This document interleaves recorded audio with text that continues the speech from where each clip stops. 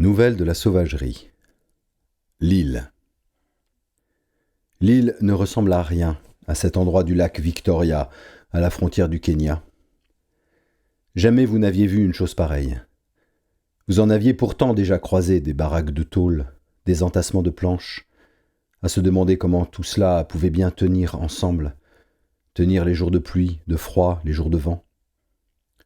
Vous en aviez vu des bidonvilles, reconstitutions improbables de villages, tentatives de rues, de places, comme si l'être humain cherchait à tout prix à faire sens dans le chaos. Organisation branlante où tout menace de basculer mais où tout finit par tenir debout, par la grâce des bouts de ficelle, du système D et de la chance.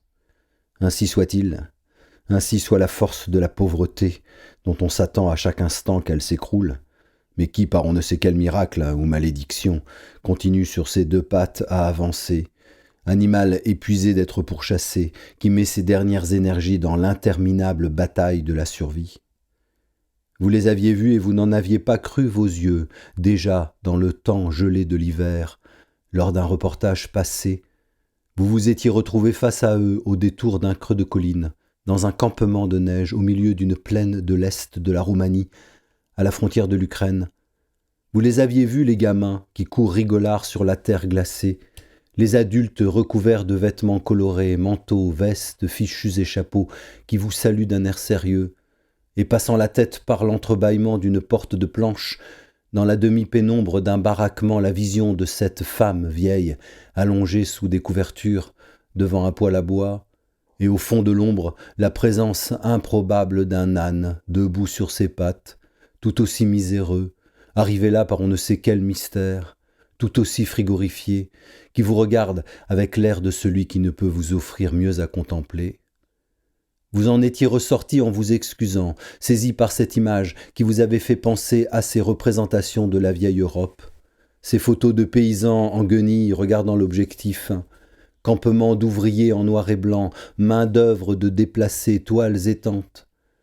Vous les connaissiez toutes ces représentations de l'épuisement et du courage, l'errance des peuples qui cherchent dans le fond de l'histoire une lumière au bout de quelque chose.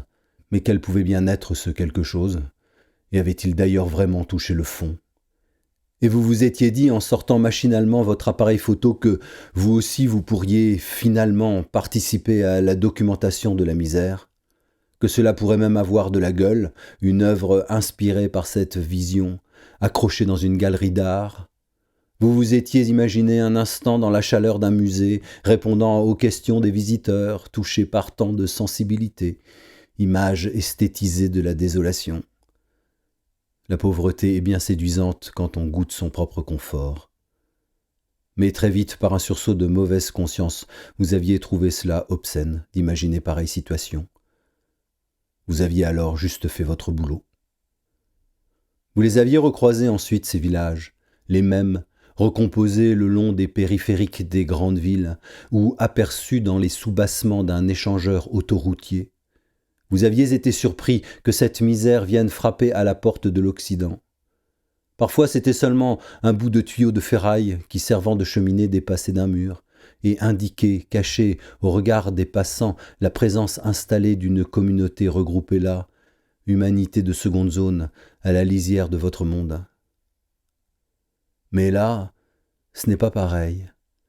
La misère sur cette toute petite île, ce n'est pas pareil, c'est tellement invraisemblable, ce qui arrive face à vous. D'abord, parce que vous ne comprenez pas exactement ce qui affleure l'onde, cet éclat de lumière, comme si à l'horizon quelqu'un jouait avec un miroir. Et le soleil planté au-dessus, tout droit, et vous, dans la barque, avec le moteur de temps qui fait un bruit de mobilette, votre guide qui ne dit rien. Vous pensez approcher d'un malheureux bout de caillou émergeant de la mer. Mais ce n'est pas seulement un caillou qui apparaît face à vous. Il y a de la vie là, cramponnée à ce qui semble n'être qu'une épave de terre surnageant dans les vagues. L'île est recouverte sur toute sa surface de construction formant une carapace d'acier brillant. par une détermination ou un instinct d'on ne sait plus quoi, tellement tout cela paraît inconcevable, Davy s'agrippe à ce minuscule kilomètre carré de caillasse, grimpe d'ongles et de dents, échappe au naufrage. C'est toute une société reconstituée, ruelles de débris, tôles ondulées, déchets érigés en habitations serrées les unes contre les autres, couronnées en son sommet par une sorte de hangar au large toit. Sur les bords, des maisons à pilotis, des baraquements où se rangent des barques de pêche, un débarcadère, viennent manger sur la mer. Et le bruit maintenant, le grondement des groupes électrogènes, les appels des pêcheurs, les coups d'outils au travail, toute une activité qui se fait entendre, l'odeur de l'essence et des poissons mélangés.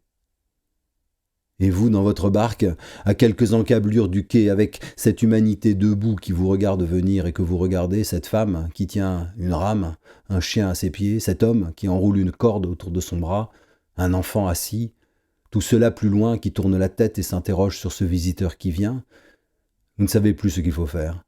S'il faut filmer, photographier, garder une trace pour témoigner. Témoigner de quoi? De votre empathie? Quelle blague! Tout cela dépasse tellement l'entendement. Plus vous vous approchez, plus vous sentez qu'il y a là une distance qui ne sera jamais parcourue. Même si, plein de vos bons sentiments, vous voulez croire contre vents et marées à la fraternité. Vous savez que vous allez repartir, que vous ne serez jamais que le spectateur d'un moment. Alors, vous faites appel à ce qui vous est le plus familier, la fascination. Cet effarement lié à l'incompréhension. Vous vous laissez aller à toutes les images que l'île suscite chez vous. Vous vous attendez à voir à chaque instant toute cette accumulation de bois et de ferraille versée dans l'eau, être englouti d'un coup, sans un bruit, car on meurt dans des silences anonymes quand on n'a pas le sou. Vous vous racontez que les hurlements de terreur, les appels au secours de la misère se perdront dans le temps qui passe toujours à autre chose, et dans le gigantesque bouillonnement des eaux du lac. Vous vous dites que seuls les puissants, car ils en ont les moyens, se font entendre à l'approche de leur fin. Vous voyez les riches, eux, mourir dans des tédéums, des brouillards d'encens, des discours inspirés.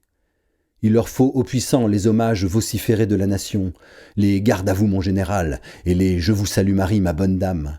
Ils gravent leurs noms sur des murs, des places, des monuments. Ils ont la prétention de passer à la postérité. Mais où accrocher son nom quand on disparaît au milieu de la mer? Et d'abord a-t-on un nom quand on fait partie de la masse de ceux qui se noient? Voilà ce que vous faites. Vous laissez courir votre imagination. Cela apaise-t-il votre esprit?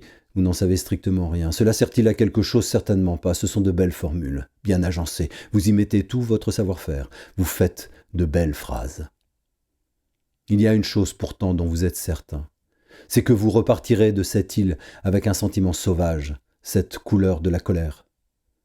Vous ne savez pas pourquoi cette fois-là plutôt qu'une autre. Peut-être une forme de trop-plein, un poids sur les épaules déposé au fil du temps. Comme ces pluies fines qui n'ont l'air de rien, mais finissent par imprégner les mantes de laine, qui deviennent comme des couvertures trop lourdes. Peut-être êtes-vous fatigué, tout simplement.